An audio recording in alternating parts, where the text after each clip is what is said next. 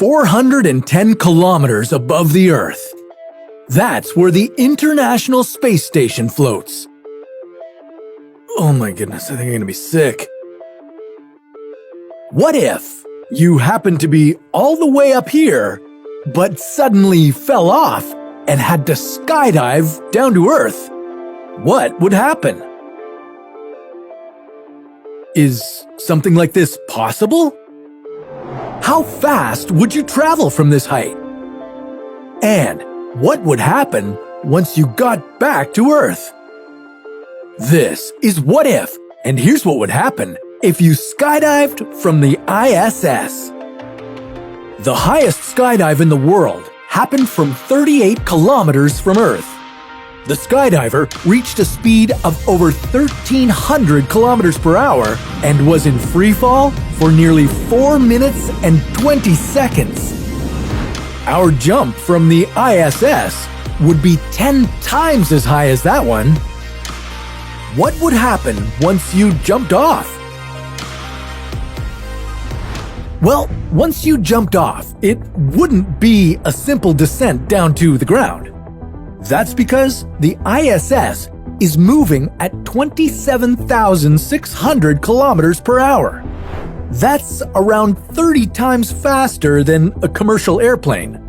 And if the ISS is moving at this speed, you would be too. So instead of going straight down to the ground, you'd be circling the Earth while moving at this velocity. You could potentially circle it for years before your velocity decreased enough to descend down. But since we only have a couple of minutes left in the video, we're going to give you a jetpack with just enough fuel to stop the velocity. Much better.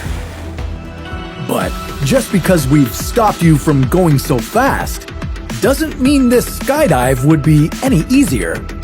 Thanks to Earth's gravitational pull, you'd now be thrust towards the planet's surface instead of around it.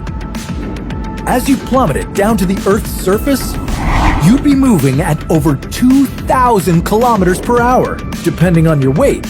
And at this speed, you would be experiencing over 6 G-forces. During the longest skydive ever, the diver involved experienced 4 G-forces. That's comparable to a pretty intense roller coaster. And fighter pilots experience 6 G-forces when flying their jets. But that takes a lot of practice and only happens for short periods. Suddenly experiencing 6 G-forces with no prior practice would feel like the most intense thrill ride of your life. And this would only be the start of your speed. As you move through the Earth's atmosphere, your momentum would continue to increase. You'd be moving so fast that you'd compress the air in front of you, causing it to heat up to temperatures as high as 1,600 degrees. As you continued heading toward Earth, you'd be experiencing more and more G-forces. This would be like having 8 times the amount of gravitational force you'd typically experience on Earth. This kind of energy would likely cause you to lose consciousness. Your blood vessels would burst and your organs would be shifting around. This pain would be incredibly excruciating. But if you could hold out for just a bit longer, your velocity would begin to slow down as the density of the air increased, giving you more resistance.